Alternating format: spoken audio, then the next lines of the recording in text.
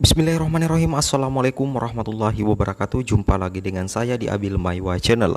Jadi teman-teman, channel ini merupakan media informasi dan tutorial, tips dan trik komputer serta informasi P3K guru dan tunjangan.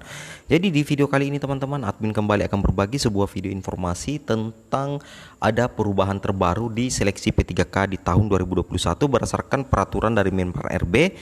Dan di sini admin mencoba mengartikan sebuah peraturan tersebut menjadi sebuah judul video, yang judul videonya ini adalah guru honorer negeri mendapat prioritas lolos P3K di sekolah induk di ujian tahap pertama PPK 2021. Dan ini jika kita membaca aturan tersebut itu sangat jelas bahwa memang guru honorer negeri itu mendapatkan prioritas lolos P3K di sekolah induk di ujian tahap pertama. Tidak ada yang bisa memungkiri.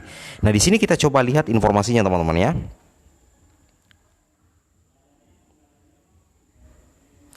Informasi yang pertama tentang prioritas dari teman-teman guru honorer yang sementara ini mengabdi di sekolah negeri dan terdaftar di Dapodikdasmen Kemendikbud.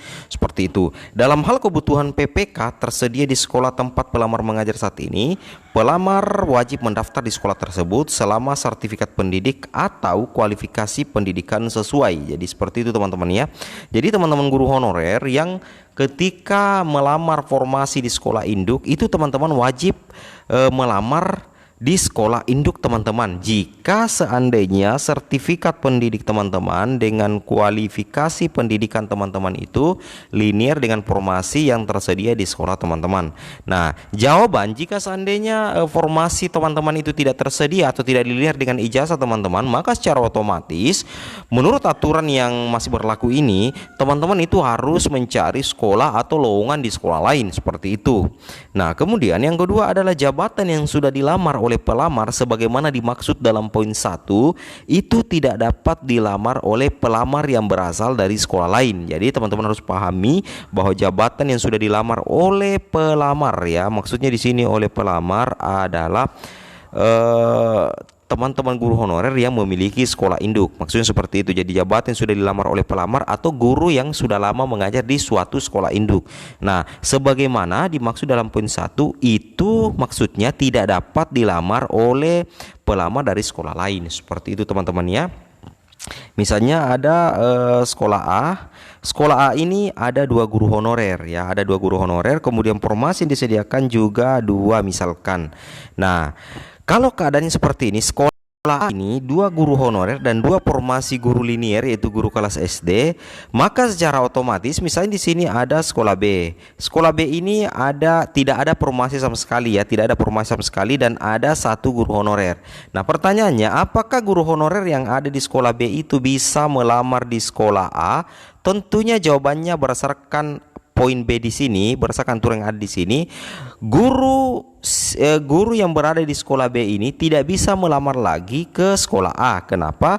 Jawabannya itu adalah di sini jabatan yang sudah dilamar oleh pelamar sebagaimana dimaksud dalam poin 1 tidak dapat dilamar oleh pelamar yang berasal dari sekolah lain karena ini kuotanya ini sudah dipenuhi teman-teman ya, sudah dipenuhi oleh guru honorer yang ada di sekolah A sendiri. Jadi 2 jatah ini menjadi kesempatan bagi teman-teman guru honorer negeri yang ada di sekolah induk yang linear ijazahnya. Jadi secara otomatis memang bahwa di tes tahap pertama itu prioritas kelulusan tes tahap pertama memang betul-betul diprioritaskan kepada teman-teman guru honorer yang ada di sekolah negeri. Yang mana guru honorer yang ada di sekolah negeri itu terdiri dari THK 2 dan guru non THK yang terdaftar di Dapodikdasmen. Seperti itu teman-teman ya. Nah, misalkan kasusnya seperti ini ya, kasusnya seperti ini. Anggaplah di sekolah A.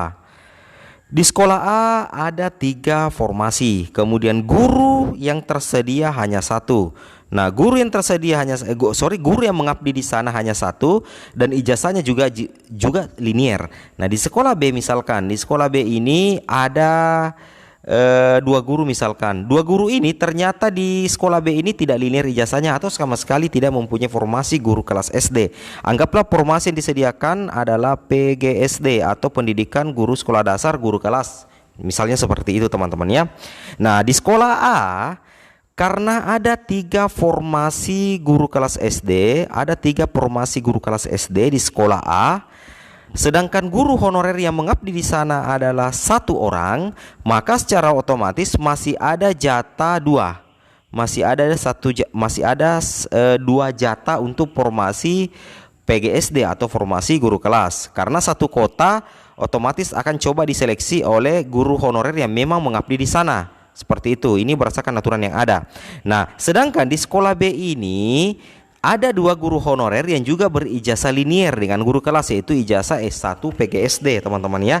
Nah, sedangkan di sekolahnya ternyata tidak ada formasi, misalkan seperti itu, tidak ada formasi, teman-teman ya. Nah, bagaimana solusinya? Maka si B ini, yang dua orang ini bisa melamar di sekolah A. Nah, maka si B ini bisa melamar ke sekolah A. Dua guru yang ada di sekolah B yang ijazahnya juga PGSD tetapi formasinya tidak ada, ini bisa melamar di sekolah A. Meskipun di sekolah A ada satu orang guru honorer, tapi karena berdasarkan aturan ternyata ada formasi 3, sedangkan guru honorer yang ada di sana cuma 1, berarti masih ada jatah 2. Jadi secara otomatis guru honorer dari sekolah B bisa mencoba peruntungannya untuk memperebutkan salah satu jatah yang ada di sekolah A. Seperti itu, teman-teman ya. Jadi seperti itu. Jadi betul-betul diumpamakan harusnya ada keseimbangan formasi sebenarnya ya. Jika ada keseimbangan formasi, maka betul-betul akan memberikan peluang terbaik buat teman-teman guru honorer untuk lolos P3K di tahun 2021. Seperti itu, teman-teman ya, ilustrasinya. Jadi ada ketentuan yang menyebabkan seorang guru honorer tidak bisa melamar ke sekolah lain meskipun ijazah linier, tapi ada juga ketentuan yang menyebabkan guru honorer bisa melamar ke sekolah lain. Nah, jadi teman-teman jangan kaku dengan aturan di poin B ini. Ya, teman-teman jangan kaku di aturan ini bahwa jabatan yang sudah dilamar oleh pelamar sebagaimana dimaksud dalam poin 1. Jadi ini peraturan Menpan ya, teman-teman ya. Menpan RB dalam poin 1 itu tidak dapat dilamar oleh pelamar yang berasal dari sekolah lain. Ya memang, tapi kalau misalkan ada kota lebih banyak kotanya daripada guru honorer di suatu sekolah, maka sekolah lain yang tidak memiliki formasi itu bisa ke sekolah tersebut. Seperti itu ilustrasinya. Itu maksudnya, teman-teman ya. Jadi tetap membuka peluang bagi teman-teman guru honorer seperti itu. Oke, kita coba lanjut ke informasi berikutnya.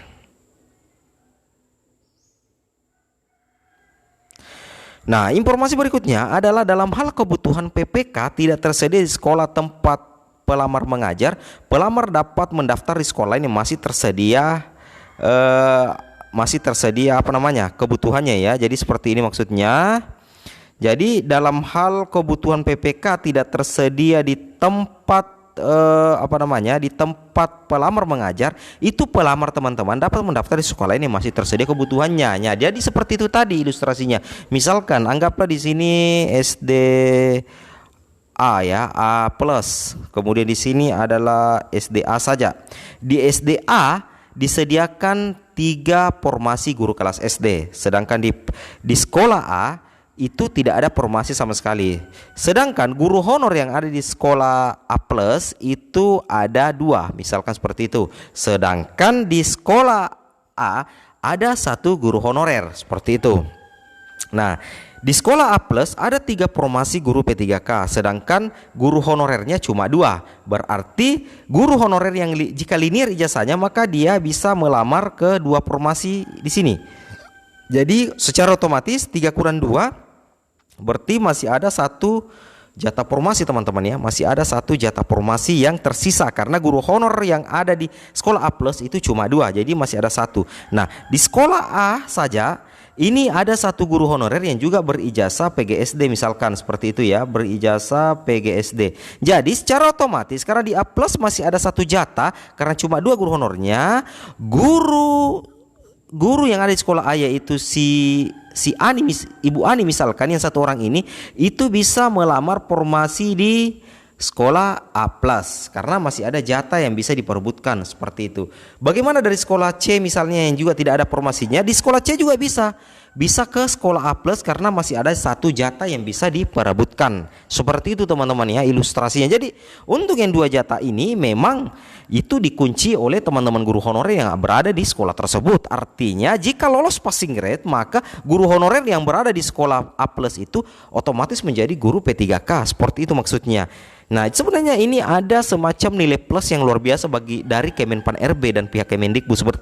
Ini tujuannya untuk mengurangi persaingan eksternal sebenarnya teman-teman ya. Ini untuk mengurangi persaingan eksternal sebenarnya dan sekaligus memberikan prioritas kepada teman-teman guru honorer di sekolah induknya masing-masing. Seperti itu. Oke teman-teman, mungkin cukup sampai di sini video informasi saya. Semoga video ini bermanfaat. Jangan lupa like, comment, and subscribe. Assalamualaikum warahmatullahi wabarakatuh.